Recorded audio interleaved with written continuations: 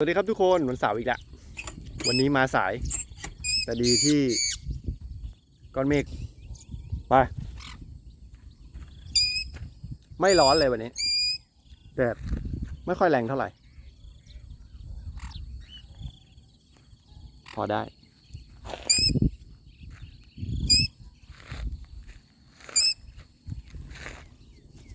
นี่1 รอบของน้องไหมเรียบร้อย